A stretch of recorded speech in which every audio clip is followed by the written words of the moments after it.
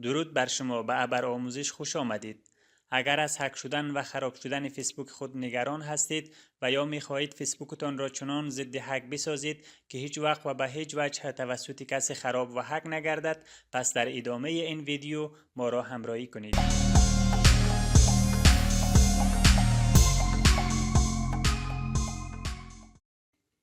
اگر در شبکه اجتماعی فیسبوک فعالیت دارید، پس حتما ترس و دلهوره نیز دارید که نشود فیسبوک شما توسط کسی دیگری خراب و یا هک شود و موارد خصوصی شما مثل عکس، ویدیو و مسیج هایتان به دست دیگران بیفتد و مشکل بزرگی برای شما ایجاد شود. اما نگران نباشید. امروز می خواهیم این نگرانی شما را در این ویدیو به صورت کامل رفع کنیم و خاطر شما را از هک شدن و خراب شدن فیسبوکتان جمع کنیم. خب اگر این تنظیماتی که در ادامه ویدیو میبینید تا هنوز انجام ندادید، پس فیسبوک شما به آسانی قابلیت خراب شدن و هک شدن را داره. یعنی دیگران میتونن با یک تلاش ساده فیسبوک شما را خراب کنن که دیگه نتونین ازش استفاده بکنین و یا هم قابلیت هک شدنش ممکن است. چون تا زمانی که این تنظیمات انجام نداده باشین، حساب شما ناقص بوده و از طرف کمپانی فیسبوک به صورت کامل تایید نمی شود. به همین خاطر است که کمپانی فیسبوک از حساب فیسبوک شما به گونه کامل حفاظت و مراقبت نمی کند. اینجاست که فیسبوک شما به سادگی قابلیت خراب شدن و هک شدن را داره. خب برای که کمپانی فیسبوک حساب فیسبوک شما را به صورت کامل تایید کنه و از حساب شما در مقابل افراد سودجو و هکرها محافظت کنه، این تنظیمات که در ادامه ویدیو خواهید دید نیاز است که انجام بدین.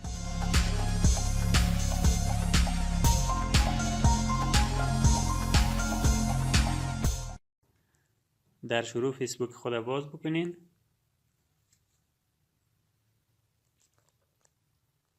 وقت فیسبوک باز شد، در اینجا از قسمت بالا سمت راست که به شکل 3 خط معلوم میشه، بالای کلیک بکنین تا وارد تنظیمات فیسبوکتان شوین.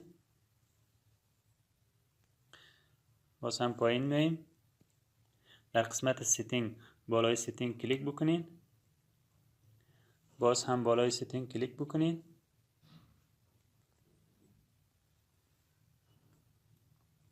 در اینجا باز هم پایین میایین، در قسمت Security and Login بالای کلیک بکنین. خب در اینجا گزینه‌های زیاد بر ما نمایش داده میشه، اما آنچه که ما میخوایم روی او تاکید بکنیم قسمت Recommended یا Check Your Important Security Setting هست. بالای کلیک بکنین. خب در اینجا 3 گزینه بر ما نمایش داده میشه. ببینین گزینه وسطی که پسورد فیسبوک ماست از طرف کمپانی فیسبوک تایید شده و تک مارک آبی به خود گرفته. اما 2 بخش دیگه، گزینه اول و سوم، هنوز تنظیماتش از طرف ما تکمیل نشده. یعنی نشان میده که فیسبوک ما هنوز در قسمت تنظیمات مشکل داره و از طرف کمپانی فیسبوک به صورت کامل تایید نشده و در مقابل هکرها و افراد سودجو حفاظت نمیشه.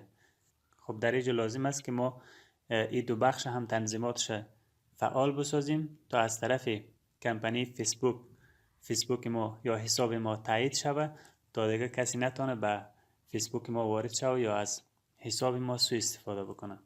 در این صورت روی گزینه اولی Turn on Login All Rights کلیک بکنیم. خب در اینجا باز هم 3 گزینه ظاهر میشه که فیسبوک مسنجر و تکست مسیج یا SMS هست. با فعال کردن این 3 گزینه هر وقت که کسی بخواد وارد فیسبوک شما یا حساب فیسبوک شما شوه و یا یکی بخواد فیسبوک شما را هک بکنه، در این صورت از این 3 طریق کمپانی فیسبوک بر شما گزارش یا نوتیفیکیشنش روان میکنه و شما را آگاه میسازه. این 3 گزینه را فعال بسازین. خب حالا برگشت میکنیم. ببینین در اینجا به صورت اتومات با فعال کردن این 3 گزینه این قسمت بر ما فعال شد. من بعد اگر کسی بخواد که از حساب شما سوء استفاده بکنه، در این صورت فیسبوک شما را آگاه میسازه. و همون قسمت آخری و بخش مهمی که مربوط ضد هک فیسبوک ما میشه. با فعال کردن این بخش ما فیسبوک خود ضد هک میسازیم و من بعد افراد سودجو و هکرها به سادگی نمیتونن که فیسبوک ما را خراب یا هک بسازن. روی گزینه کلیک بکنین. خب در اینجا باز هم بالای get start کلیک بکنین. خب در اینجا میبینین که ما با دو روش میتونیم که فیسبوک خود ضد هک بسازیم. ما گزینه دوم تکست مسیج یا اسمس انتخاب میکنیم. حال روی کانتینیو اگر کلیک بکنیم ببینین در اینجا از ما شماره تلفن میخواه. در گزینه اول که خودش انتخاب است شماره تلفن را بر ما نشان میده که ما همراه شماره تلفن فیسبوک خود ساختیم. اگر شما خواستین با همون شماره تلفن فیسبوک خود ضد هک بسازین بالای کانتینیو کلیک میکنین و اگر نخواستین که با او شماره تلفن فیسبوک خود ضد هک بسازین میتونین که از گزینه دوم استفاده بکنین اد فون نمبر. با فعال کردن این گزینه و کلیک کردن بالای کانتینیو شما میتونین که یک شماره تلفن دیگه اضافه بکنین. خب در این قسمت ببینین موبایل فون نمبر در اینجا میتونین که یک شماره تلفن اضافه بکنین و فیسبوک خود ضد هک بسازین. ما در اینجا یک شماره تلفن به طور نمونه وارد میکنم. خب حالی بالای کانفرم کلیک بکنین. منتظر میشیم تا این قسمت بر ما ظاهر شود. در این بخش از شما میخواد پسورد فیسبوک خود وارد بکنین.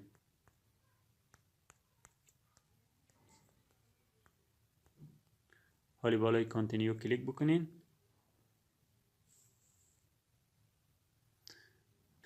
خب در این بخش ببینین شماره تلفنی که ما وارد کردیم بر ما نمایش میده و با کلیک کردن بالای کانفرم شماره تلفن ما تایید میشه.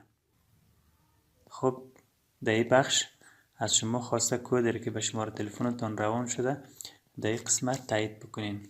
ما او کد تایید میکنم.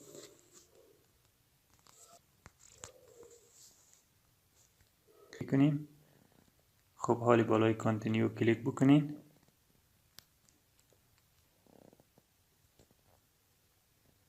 منتظر میشین. خب در این قسمت میبینین که گزینه بر ما فعال شد. با کلیک کردن بالای دن کار ختم میشه و فیسبوک ما ضد هک میشه.